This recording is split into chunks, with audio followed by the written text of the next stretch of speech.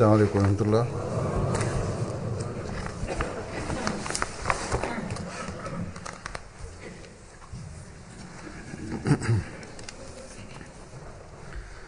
أشهد أن لا إله إلا الله وحده لا شريك له وأشهد أن محمدا عبده ورسوله أما بعد فأعوذ بالله من الشيطان الرجيم بسم الله الرحمن الرحيم الحمد لله رب العالمين الرحمن الرحيم مالك يوم الدين إياك نعبد وإياك نستعين اهدنا الصراط المستقيم صراط الذين أنعمت عليهم غير المغضوب عليهم ولا الضالين.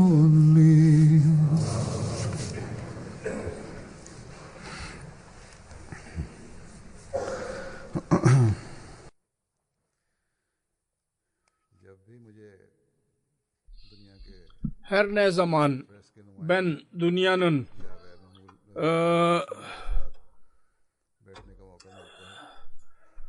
gayrimüslimlerle oturmam gerekiyorsa yahut gazetecilerle unutmam gerekiyorsa yahut soru cevap meclisi olursa şu yahut bu şekilde direkt olarak yahut dolaylı olarak onlar şu soruyu mutlaka sorarlar. İslamiyet hakkında dünyada bir korku vardır. Onun sebebi nedir? Ve bu nasıl yok olacak? Bazı kimseler açık olarak ve bazı kimseler gizli kapalı bir şekilde derler ki ve demek isterler ki belki de bunun sebebi İslamiyet'in talimatıdır. Mesela bu sefer dahi Almanya'da bir gazeteci bu soru sordu. Almanya'da İslamiyet hakkında korku, İslamiyet'ten korku çoğalmaktadır. Sonra bir sempati gösterme gayesiyle şunu da söyledi ki bundan dolayı gayrimüslimler, buradaki yerel kimseler Müslümanlara zulüm ederler. Soru şudur, soru sordu. Sizin tepkiniz nedir bunun üzerine? Ne tepki gösterirsiniz?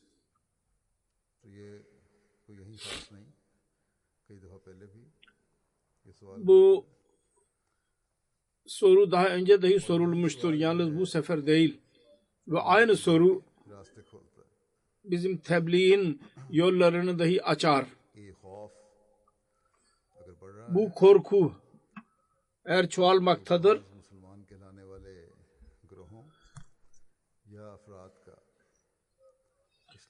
o zaman Müslüman olarak adlandırılan bazı kimseler ve taifelerin İslamiyet adı altında yanlış iş yapmaları ve terörizm hareketleri neticesinde olmaktadır ve gayrimüslimlerin tepkisi doğrudur, yerindedir, tam yerindedir. Onlar hakkında Müslümanlar konusunda bir korku vardır. Fakat bizim tepkimiz olumsuz değildir. Ben daima onlara söylerim. Ulemalar yahut sözde ulemaların yanlış terbiyeleri neticesinde ve İslamiyet'in gerçek talimatını anlayamaları neticesinde böyle taifeler ve kişiler ortaya çıkmaktadır. Ve bu tam Hz. Resulullah sallallahu aleyhi ve sellem'in verdiği gaybi habere göredir. Ve bu zamanda Mesih-i Mevud aleyhisselam ve vaat edilen Mehdi'nin geleceği konusunda haber verilmiştir. O da gelince İslamiyet'in gerçek talimatını dünyaya yayacaktır. Ve bizim imanımıza göre Müslüman Ahmediye cemaatinin kurucusu aynı mev'uddur ki onun hakkında haber verilmişti. Onun için bizim tepkimiz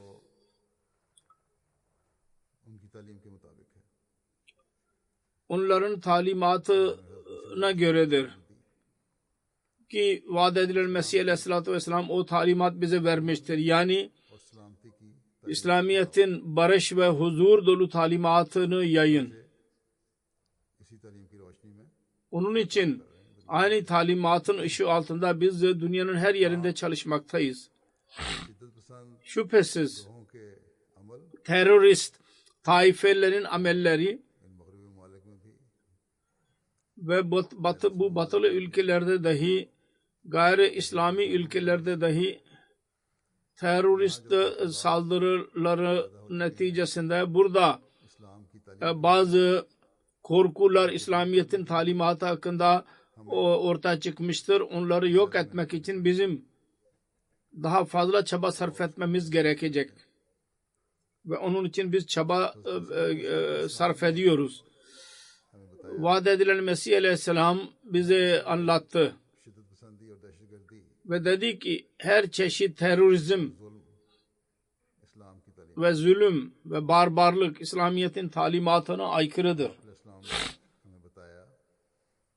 Ve o Aleyhisselam bize anlattı ki dünya yaratılalıdan beri bütün dünyanın doğru insanları şöyle şehadet ettiler. Allah-u Teala'nın ahlakına tabi olmak insanların bekası için bir ab-ı hayattır. Yüce Allah-u Teala'nın vasıflarını, ahlakını benimseyin ancak o zaman insanların bekası olabilir. Baki kalabilir.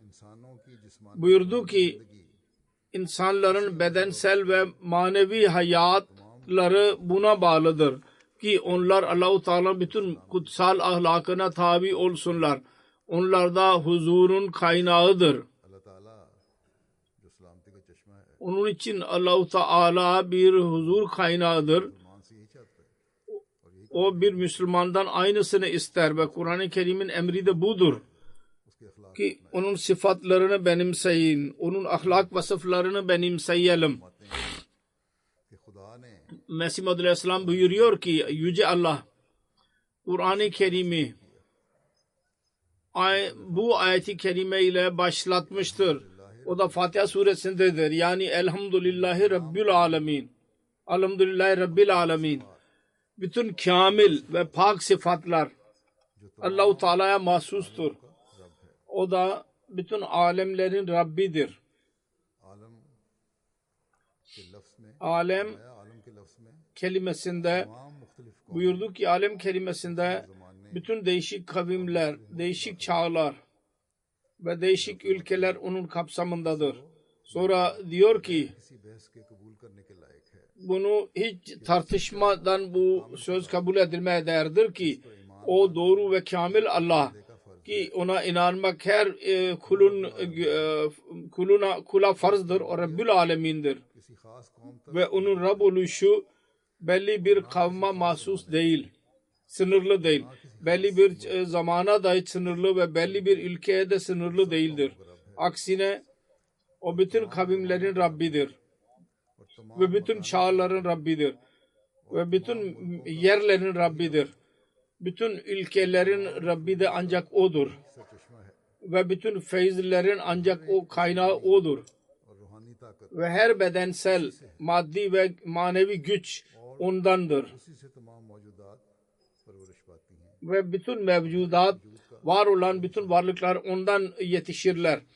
ve her varlığın güvencesi de ancak odur. İşte Allah-u Teala'nın sıfatlarının, Rabbul Alemin'in detayları bunlardır.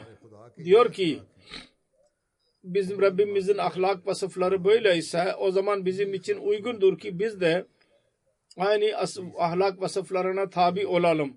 Aynı sıfatları, aynı ahlak vasıfları gerçek bir Müslüman onları benimsemeli. İşte bu ilim, bilgi ve marifettir ki Kur'an-ı Kerim'in talimatından vaat edilen Mesih Aleyhisselam bize bahşetti. Ve bu ilaçtır, tedavidir. Dünyada barış ve huzuru yaymak için gereklidir ve bu sözdür. Dünyada barışın temelini atabilir. Ve bu mesajdır ki Ahmediye cemaatinin üyeleri dünyanın her köşesine onu ulaştırmaya çalışırlar ve çalışmalıdırlar da. Kısacası eğer bazı kimselerin işleri yahut onların hareketleri İslamiyet'in adı altında dünyada fitne ve fesad yaratmaya çalışan ise bu talimat neticesinde değildir. Allah-u Teala Müslümanlara bu talimatı vermiştir.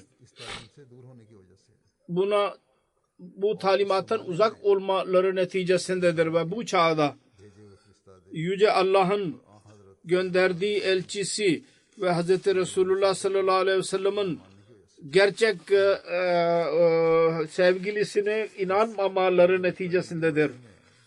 Onun için biz bu talimatın neticesinde dünyaya barış, huzur ve barış yollarını gösteriyorsak onlar iyi insanlar genellikle onların ağzından bu kelimeler çıkarırlar.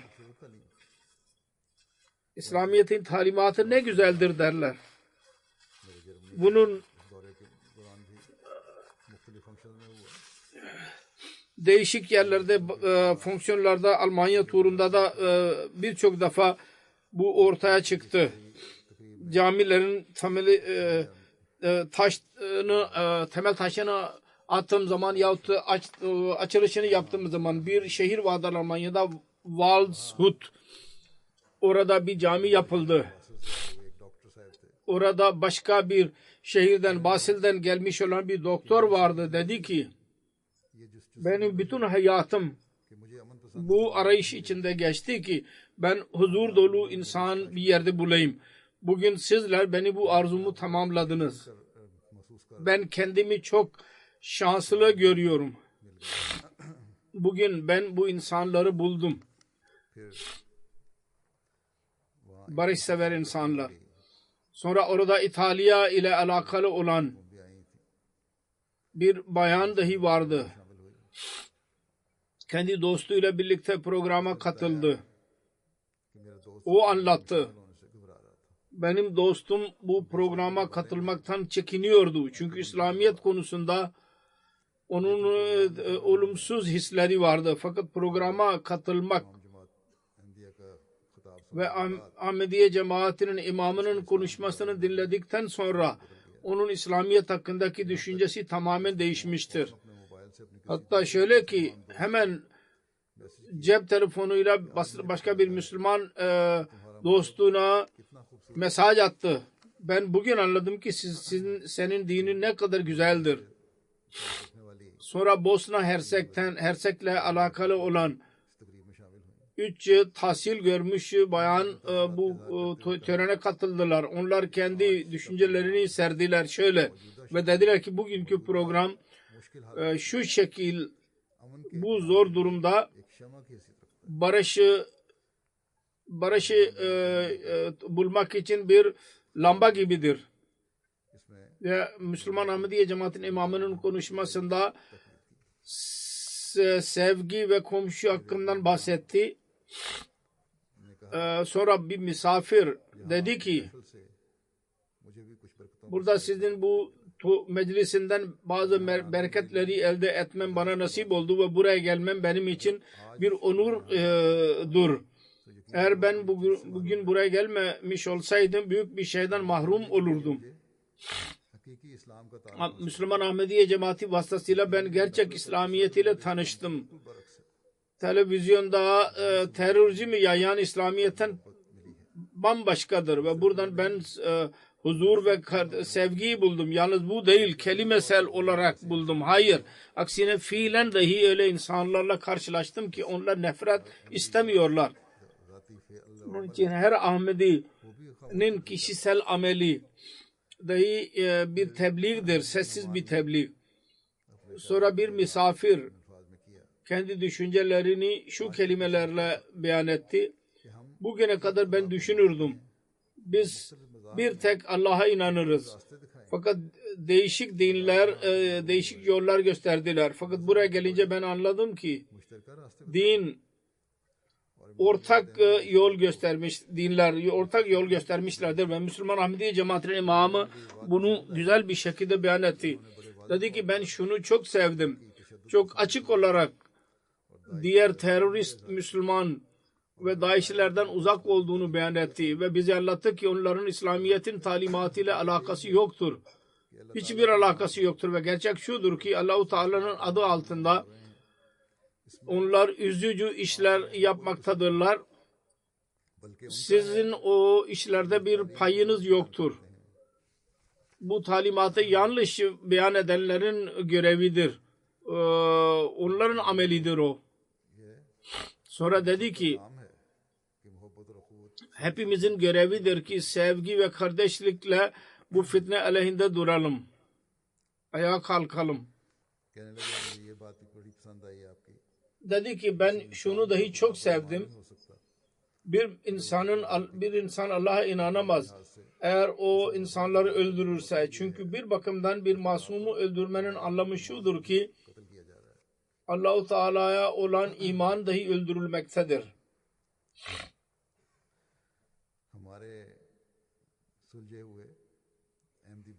Bizim Ahmedi çocuklar dahi, uysal Ahmedi çocuklar dahi nasıl çevreyi etkilerler, biz onu dahi gördük.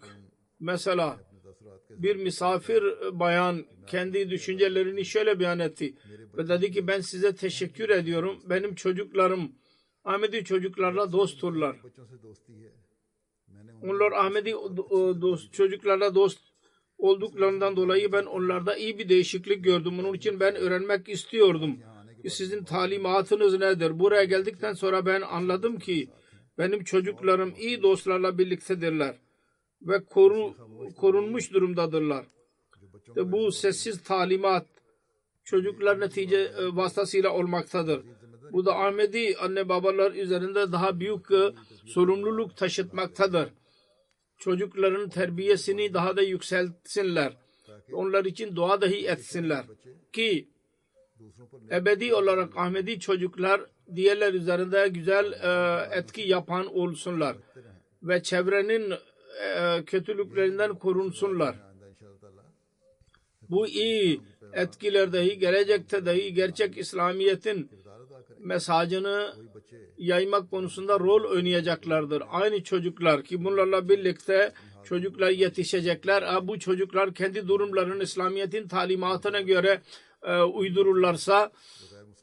uyarlarsa o zaman gayrimüslim çocuklardan Ahmediye cemaatine birçok kimse cemaate katılacaktır. Aynı şekilde Augsburg ikinci başka bir şehir vardır. Orada caminin açılışı yapıldı.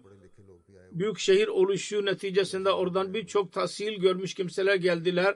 Politikacılar dahi geldiler. Bir misafir kendi düşüncelerini beyan ederek dedi ki bu çok güzel bir mesajdır. Bugün verilmektedir. Benim temennimdir ki sizin bu mesajınız İslami ülkelerinin çoğuna kadar ulaşsın. Bundan daha güzel onun vasıtasıyla barış oluşacak ki Müslüman ülkeler dahi bunu anlayanlar olsunlar. Hz. Resulullah sallallahu aleyhi ve sellem'in gerçek sevgilisi vasıtasıyla tekrar İslam canlanacak. Onda साथ शामिल होकर उनके मुमीद व मुआवन बने, onunla birlikte olarak ona yardım edelim. दुश्मनियां पैदा करें। Mani çıkarmayalım ve düşman olmayalım, düşman kesilmeyelim onlara karşı. Bir Alman okul hocası kendi etkilerini beyan ederek şöyle dedi: ben okul çocuklarıma İslamiyet ile alakalı olarak onların sorularına veremezdim. Çünkü medyada ne varsa इस्लाम के शदीद खिलाफ hep İslamiyet aleyhinde olurdu. Bugünkü bu programda Müslüman Ahmediye cemaatinin konuşmasından ben o kadar malzemeyi topladım ki ben kendi öğrencilerime şimdi İslamiyet'in gerçek talimatı onlara öğretebileceğim, tanıtabileceğim. Sonra bir bayan dedi ki कि आपके खलीफा की बातें सुनकर मेरे दिल पर गहरा sizin halifenizin sözlerini dinleyince ben çok etkilendim. Ben bilmiyordum ki İslamiyet'in talimatı o kadar güzeldir. Bu sözleri dinledikten sonra benim kalbimde soru çıkıyor. O kadar güzel talimat olmasına rağmen İslamiyet'in adı neden o kadar kötüdür? Ben dua ederim ki sizin İslamiyet'iniz yayılsın ve her bütün insanlara ulaşsın. Oxford Üniversitesi'nin bir profesörü कि इमाम जमात Ahmadiyya der ki Ahmediye cemaatinin imamı her ne dediyse eğer gerçekten sizin mesajınız bu ise siz çok başarıya ulaşacaksınız. Diyor ki ben professor साहब बताने वाला लिखता है कि इतने मुतासर हुए profesör anlatan diyor ki o kadar etkilendi. Dedi ki üniversitede और इस ख्वाहिश का इजहार bir कि जमात पब्लिक में ज्यादा e, और आपका पैगाम हर एक को पहुंचे। bir gösteri açın dedi. एक मेहमान ने कहा Ve dedi ki sizin mesajınız her bütün insanlara ulaşmalı. Dedi ki bir insan dedi ki bir imam iki şey söyledi. Hepimiz ona çok muhtacız. Ve yalnız din bakımından değil dünya bakımından dahi dünyanın meselelerini anlattı. Profesör dedi ki sergi açacağız üniversitede. Sergi açın dedi. Sonra bu zat dedi ki eğer biz açık olarak ve birlikte sevgiyle yaşarsak o zaman çekingenlik yok olacak. फिर ये Sonra एक और मेहमान ने कहा कि मैं बहुत başka bir misafir dedi ki दुनिया भर ben çok etkilendim. बताया जाता है Bütün dünyada İslamiyet hakkında şu söylenir. यहाँ पर मुसलमान Onlar nefreti yayarlar. Burada Müslüman onun tam aksine huzur konusunda söz söylerler. एक मेहमान ने कहा कि खिताब से Bir misafir dedi ki बहुत गहरा असर कर गई है। konuşmadan önce ben kalbim üzerinde bu söz çok etkilemiştir. Ki İslamiyet ne kadar और बहुत अच्छी और güzel talimat ileri sürer. Cemaat ile ilk defa ben katıldım bir toplantıya ve ben şimdi ilgim çok çoğalmıştır ve caminize çok geleceğim ve internet üzerinde sizin hakkınızda daha fazla bilgi edineceğim. Bir doktor bayan dedi ki असर किया मुझे खिताब ने दिल की गहराई beni konuşma çok etkiledi. Kalbinin derinliğine etki yapan bir konuşmaydı. Özellikle sevgi ve barış mesajı. Eğer her birimiz komşularımıza dikkat edersek İslamiyet'in talimatına göre o zaman dünya ne kadar güzel olabilir. कि हमसायों Sonra bir bayan dedi ki komşuların hakkına dikkati çekmiştir. Bu çok güzeldir. Ben onu çok sevdim. Eğer biz bunun bir kısmına dahi amel edersek dünya eskisinden daha fazla güzel olabilir. Polis ile alakalı olan bir Türk şöyle dedi. Bugünkü konuşma ve mesaiden çok etkilendim. Eğer siz aynı şekilde İslamiyet'in mesajını yer yer vermeye devam ederseniz pek yakında çok başarıya ulaşırsınız. Sonra diyor ki ben polisim ve o kadar muntazam bir yer başka yerde görmedim. Sizin intizamınızdan ben birçok şey öğrendim bu toplantıdan. मस्जिद की बुनियाद रखी गई है। Bir misafir Raunheim'de bir caminin temel taşı atıldı. Oranın misafiri diyor ki buraya gelince biz çok sevdik. Ben Hristiyanların birçok törenine katıldım. Fakat orada bu kadar ben güzel sevgi görmedim. Hristiyanlar sizden öğrenebilirler. Bu Hristiyanın bunu kabul etmesi, Hristiyanlar sizden birçok şey öğrenebilirler. Bu çok büyük bir şeydir ve bizim gençlerimiz daha fazla güvenceleri olmalı. Hiçbir çekingenliğe gerek yoktur. Kendinizi gizlemenize gerek yoktur ki biz Müslümanız. Açık olarak İslamiyet'in gerçek talimatını dünya insanlarına anlatmalısınız. Sonra bir misafir Rauenheim'de caminin temel taşı atılacaktı. Orada dedi ki halife etkili bir şekilde dünyanın durumu hakkında bize anlattı. Özellikle İslamiyet'in barış dolu talimatını öne getirdi. Bir misafir dedi ki ben ilk defa cemaatin törenine katıldım. Cemaat Rauenheim'de yer hazırlamıştır. Şimdi bekliyorum ki çabuk sizin caminiz yapılsın ve ben onu göreyim. Yahut muhalefetler olur yahut da mesaj ulaşınca bekliyorlar ki çabuk cami yapılsın.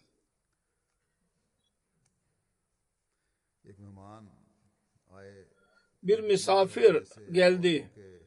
Huzur ile alakalı olarak ve kadınların hakları konusunda bazı çekingenlikleri vardı. Ve sorusu şuydu, sizin halife barış için ne yapar? Konuşmayı dinledi. Dinledikten sonra dedi ki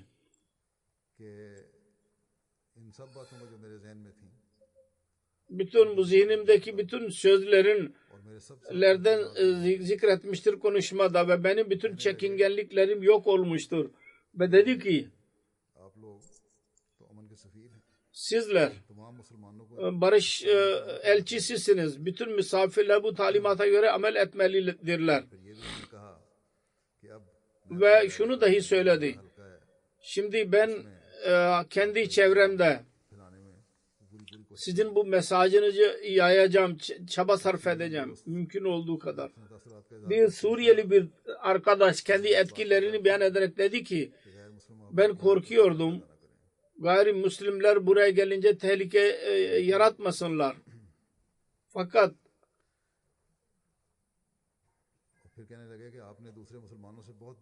ve dedi ki siz diğer Müslümanlardan çok daha etkili bir şekilde İslami talimatı ileri sürdünüz. Ve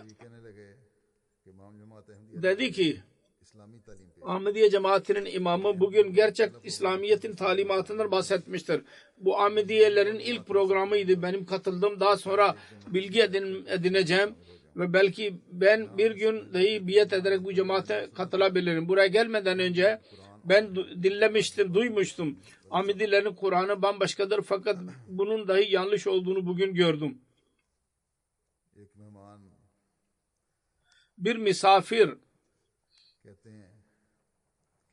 der ki bir Ahmedi törene katılmam ilk defa oldu. Daha önce cemaat hakkında bilgim yoktu fakat ben şimdi çok etkilendim. Camiler çok defa terörizm ile alakaları olduğu beyan edilir. Fakat bugün öğrendim ki bu gerçek değil. Ben çok memnunum. Burada bir cami yapılacak ve bu cami barışı yayacaktır. Bir bayan dedi ki ilk defa cemaatin bir törenine katıldım, ağlıyorum. Çok huzur dolu bir çevredir. Ve her ne beyan edildiyse sevgi ve barış konusunda ben ondan çok etkilendim. Marburg bir şehir vardır. Orada caminin temel taşı atıldı. Orada törene katılan bir misafir bayan dedi ki komşuların hakları ile ilgili olarak mesaj beni çok etkiledi. Ve bir Hristiyan olarak ben istiyorum ki Hristiyanlık dahi bunu benimsesin.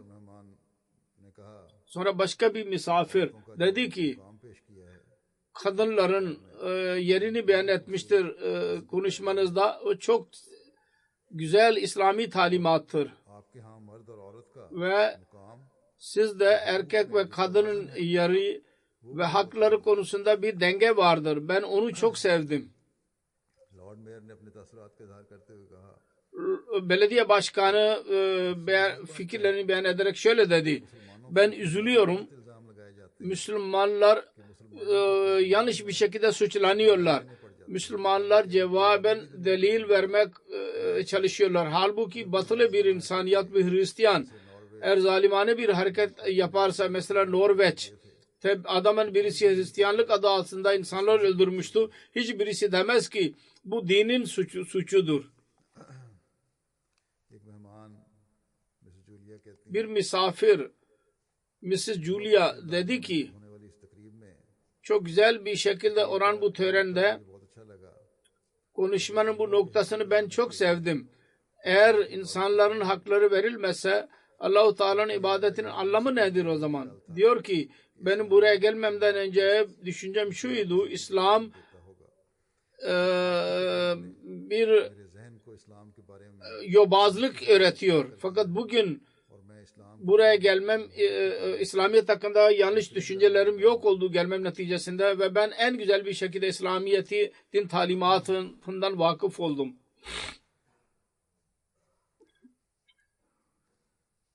फिर एक खातून कहती हैं कि आज के Sonra bir bayan diyor ki पैगाम bugünkü karanlık devirde bu mesaj gökte bir lamba gibidir. में बात की İnsanlık hakkında siz söz söylediniz. Benim gözlerimden yaşlar aktı. साहब कहते Sonra हैं बर्ग सही bir Marburg'dan bir arkadaş diyor ki konuşmanın bu kısmından çok etkilendim. Orada İslamiyet'in hoşgörüden bahsettiniz. Ben öyle bir din bilmiyorum ki onun öyle bir talimat olsun. दूसरे मज़हब Bunlardan her birisi diğer dinler her birisi kendi dinine kadar sınırlıdır ve diğer dinleriyle alaka kurmaya hiç çalışmazlar.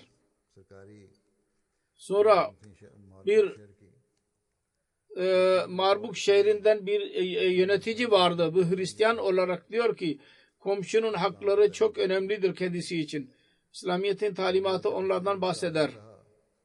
Sonra belediye başkanının bürosunda çalışan birisi dedi ki ben dinlemek istediğim hepsi burada beyan edildi. Ben istiyordum ki onlar beyan edilsin.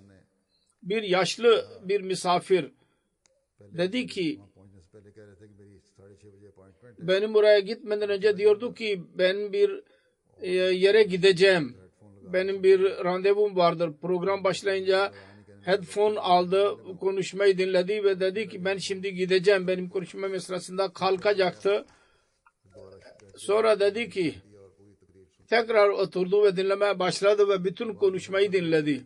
बल्कि अक्सर यही है Bazen bu dahi olur. Genellikle bu olur. Biz az çaba sarf ederiz. Allah-u Teala bazı kimseleri चाहता है और सुनवाता है mesaj ulaştırmak ister ve dinletir. Birçok kimse vardır. Birçok örnek ileri süreceğim.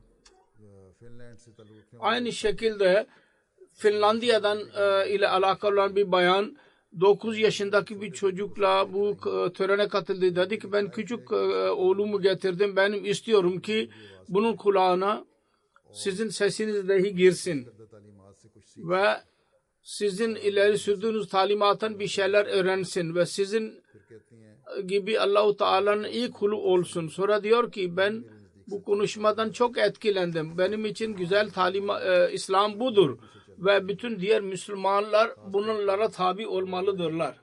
Özellikle hoşgörü ve komşu hakları hakkında İslamiyet'in talimatı ileri sürüldüğü zaman ben çok etkilendim. तालीमात Sizin bu mesajınız, bu talimat कहने लगी asla yanlış olamaz. Sonra dedi ki कि आपकी जमात में şimdi ben istiyorum इमाम या कोई ki sizin cemaatimizden bir imam yahut başka birisi beni bu 9 yaşındaki çocuğa Kur'an-ı Kerim öğretsin.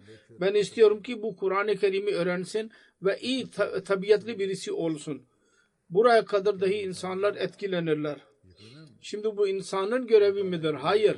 ये तब्दीली पैदा कर रहा है Şüphesiz Allah-u Teala onların mizaçlarında bu değişiklik yaratmaktadır.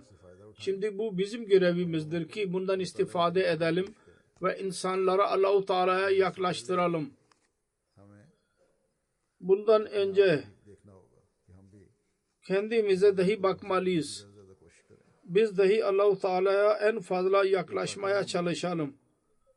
Bir bayan हमसायगी के dedi ki इस्लाम की तालीम komşuluk hakkı hakkında İslamiyet'in talimatını çok sevdim. कहती हैं कि Dedi ki Hristiyan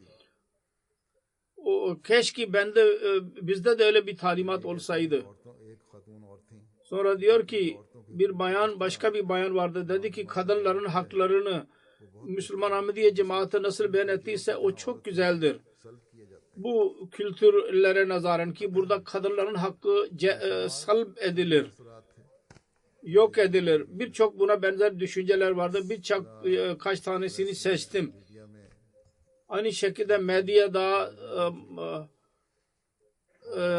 gazetelerde bu çok bahsedildi. Mescid Beytul Afiyet'in camisinin açılışında bir televizyon ve 2 gazete haber verdiler. Channel है Ve 22 televizyon, nasyonel televizyondur. Televizyon 22. Beytul Afiyet camisinin açılışında görenler diyorlar ki haberler dinleyenler özellikle 22 milyondan daha fazla insan onu seyrederler.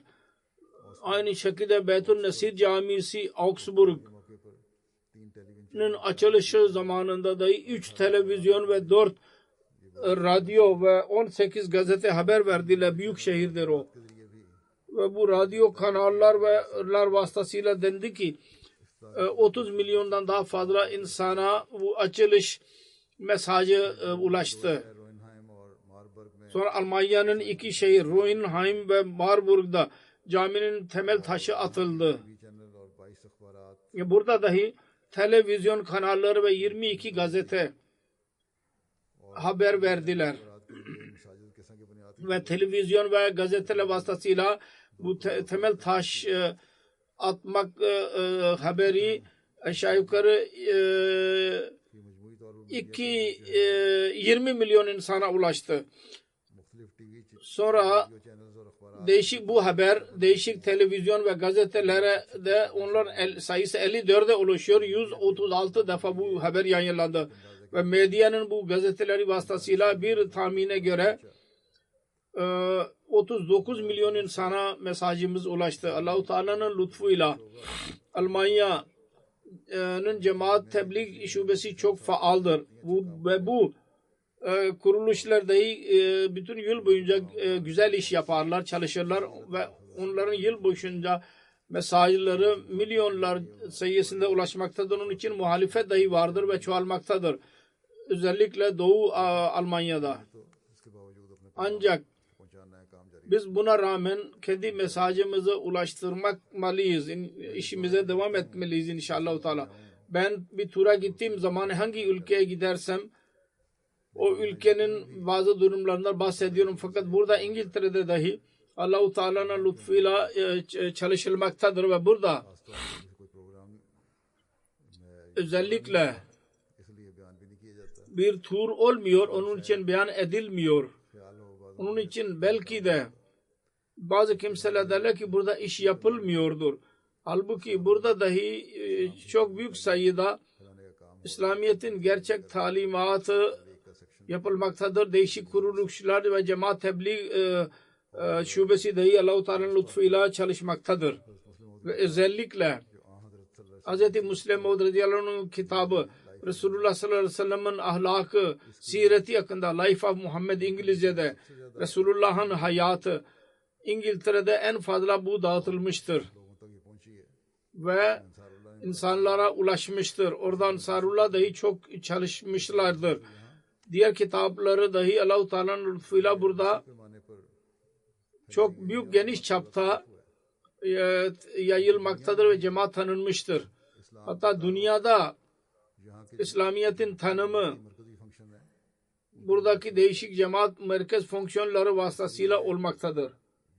Onun için यहाँ के अहमदी यूके के अहमदी बेशक buradaki Ahmediler, İngiltere'deki Ahmediler रश्क निगाह से dünyadaki programları gıpta etsinler fakat demesinler ki burada iş yapılmıyor. इतने ज्यादा Her kim bu törenlere fazla katılmıyorlarsa belki düşünürler ki biz gerideyiz. Fakat burada dahi Allah-u Teala'nın lütfuyla güzel yapılmaktadır. Mesela geçenlerde burada barış konferansı vardı. Orada dahi çok geniş çapta, yalnız İngiltere'den değil dünyaya dahi İslamiyet'in mesajı ulaştı. Burada bunların dahi bazı etkilerinden bahsetmeliyim. Hiçbir zaman zikri yapılmamıştır. Bir kilisenin bir üyesi vardı. Buraya geldiydi sempozyumda. Barış sempozyumu bunda vardı. Dedi ki çok etkileyici mesaj vardı. Birlikte olmak mesajı vardı. Bugün biz buna ihtiyacız. Biz bunu çok sevdik. Ahmediye Cemaati Kur'an-ı Kerim'in bir ayetini ileri sürerek dedi ki değişik dinlere tami olarak bir konu üzerinde onlar birleşmelidirler. Böyle bir şeydir ki amel mümkündür ve gayri dine inanmayanlar da buna ortak olabilirler. Bugün ben Hristiyan ve İslam hakkındaki ortak şeylerden bahsettim. İbadetin bu anlamını dahi çok sevdim ki 5 vakit namaz gereklidir. Ancak eğer mahluka hizmet yoksa o zaman ibadetin anlamı yoktur. Sonra bir hemşire vardı.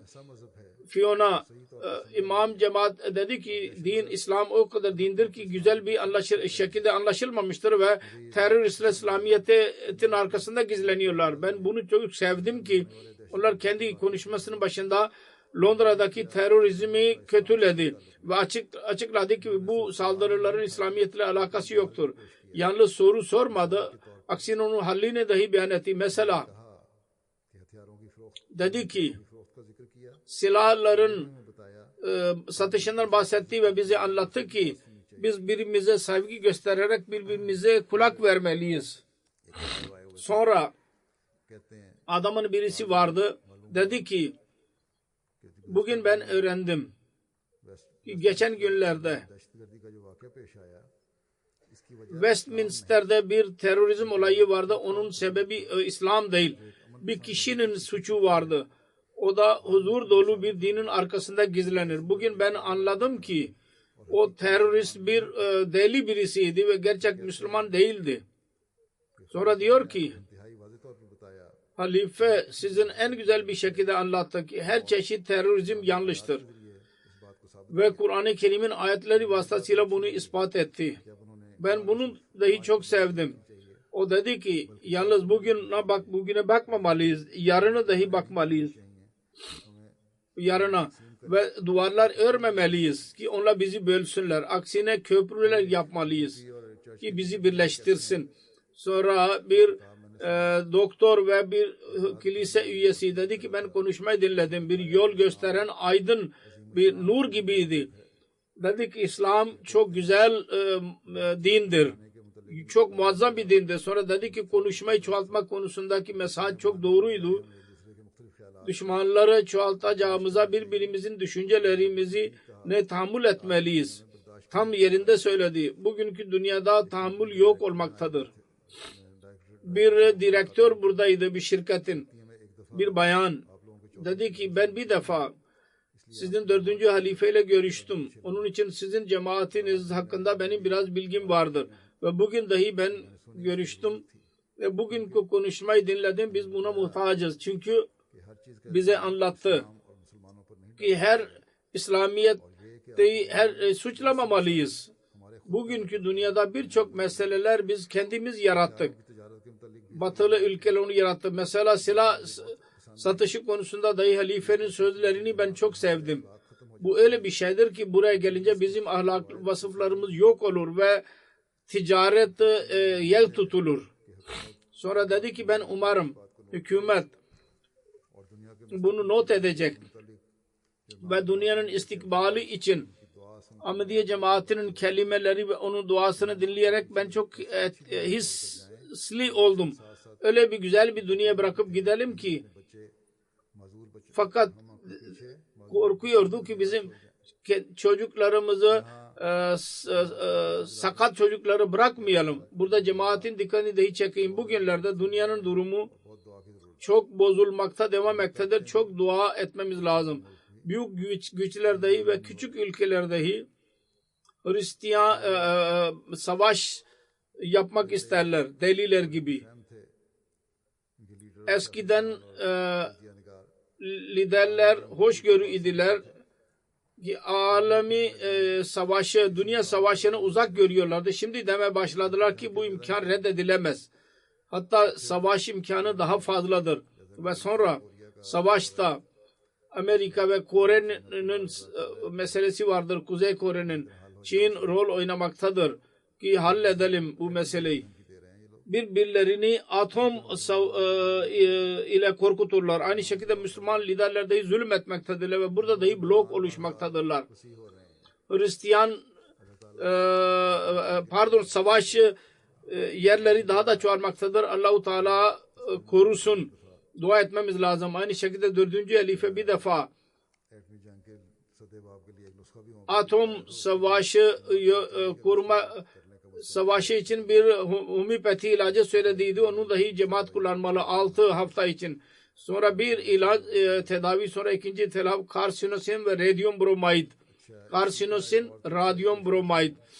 Aynı şekilde başka bir yorumdan bahsedeyim. Portekiz'den bir doktor Paulo Morris diyor ki bugün ben sizin sözlerinizi dinleyince anladım ki barış ve emniyet aynı anlamdadır ve bir olmadan öteki olamaz. Diyor ki dünyada adalet azdır, onun için emniyet yoktur ve Müslümanları biz suçlayamayız. Bunun temeline kadar gitmemiz lazım. Dünyada adalet azdır. Ben memnunum ki İslamofobiyadan bahsetti Ahmediye cemaatinin imamı. Çünkü dünya bunu gözü ardı ederler fakat bu çoğalmaktadır. Ve sizin bu sözünüz dahi doğrudur ki ateşi daha da kışkırtmamalıyız ve birbirimize sevgi göstermeliyiz, alay etmemeliyiz. Aynı şekilde Portekiz Katolik Üniversitesi'nin bir doktoru vardı, profesör doktor. Diyor ki benim sevdiğim şuydu, halifenin kelimeleri ispat ediciydi. Kur'an-ı Kerim'i referansları vasıtasıyla gösterdi ki İslam barış dolu dinidir. Ve dedi ki her suç İslamiyet'e taşıtılamaz. Ben şunu dahi sevdim.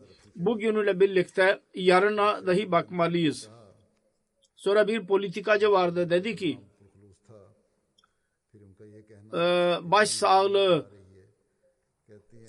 mesajı vardı. Sonra dedi ki savaş yakındır.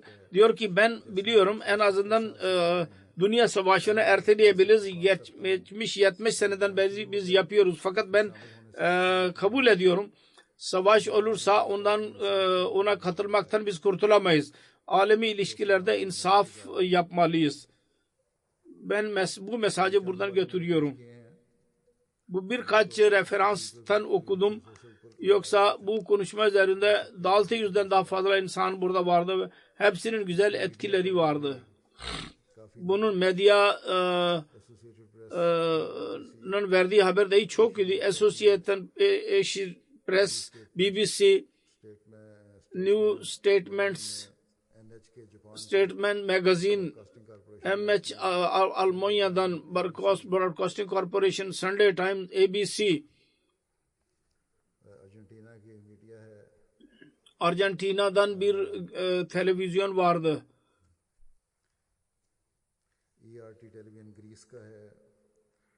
ART televizyon Yunan'dan, 365 İzlanda'dan,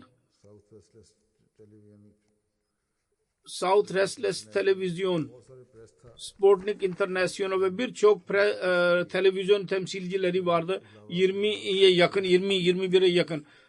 Lava France birçok gazeteciler vardı. Dışarıya gelerek haber verdiler diğer ülkelerden. Orada Avustralya'nın nasyonal televizyonu 8 dakikalık, Yunanistan'ın televizyonu vardı. İzlanda'nın temsilcisi orada gazetinde yayınlandı. India Today'de vardı. İtalya yayınladı. Arjantina yayınladı. Amerika, Kanada yayınladı. İspanya'nın 2 gazetesi yayınladı. Böyle bir şekilde aşağı yukarı 9 milyon insana kadar bu mesaj ulaştı diğer ülkelere. Portekiz'de de yayınlandı. Çok büyük çapta bu barış konferansının hakkında haberler yayınlanıyor ve bu konuda İslamiyet'in talimatından insanlar haber alıyorlar. Bilgi ediniyorlar. Sosyal medya vasıtasıyla kaç milyon insana mesaj ulaştı.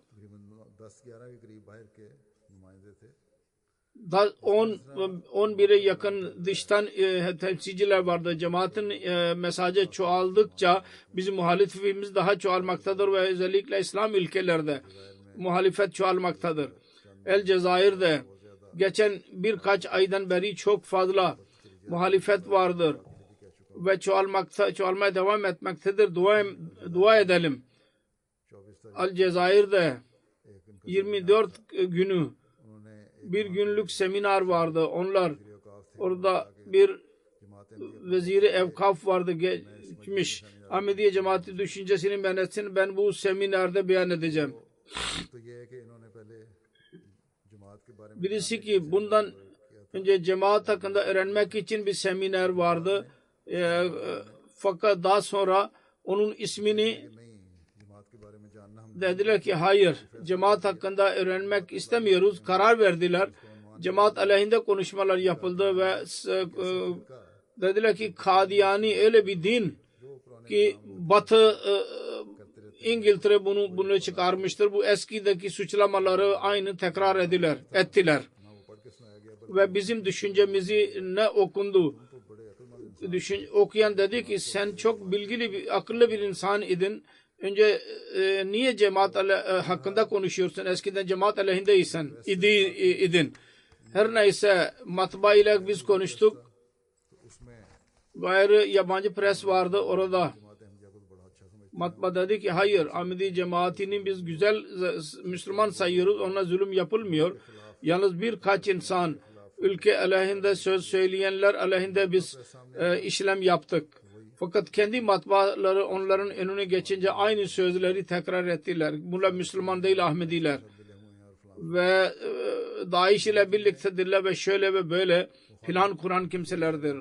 İşte bu muhalefet demek ki çoğalmaktadır.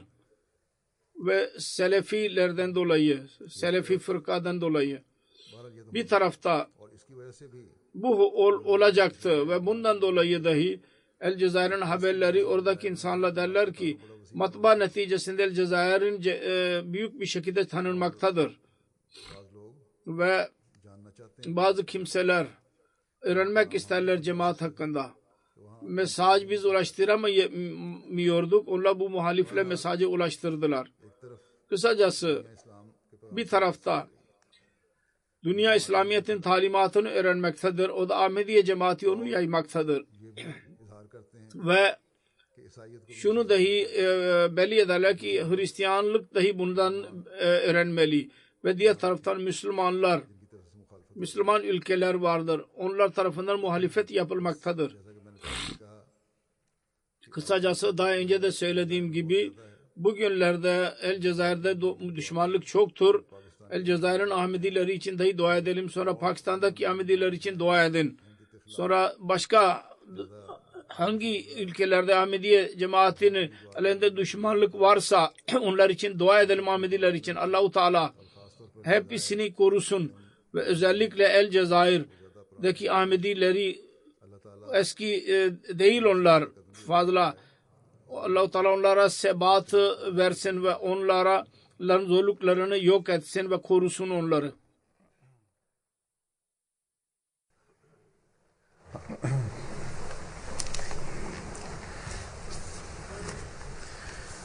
Elhamdülillah nahmaduhu ve nesta'inuhu ve nestağfiruhu ve nu'minu bihi ve netevekkalu aleyh ve na'udzu billahi min şururi enfusina ve min seyyiati a'malina. من يهده الله فلا مضل له ومن يضلل فلا هادي له ونشهد أن لا إله إلا الله ونشهد أن محمدا عبده ورسوله عباد الله رحمكم الله إن الله يأمر بالعدل والإحسان وإيتاء ذي القربى وينهى عن الفحشاء والمنكر والبغي يعظكم لعلكم تذكرون اذكروا الله يذكركم وادعوه يستجب لكم ولذكر الله أكبر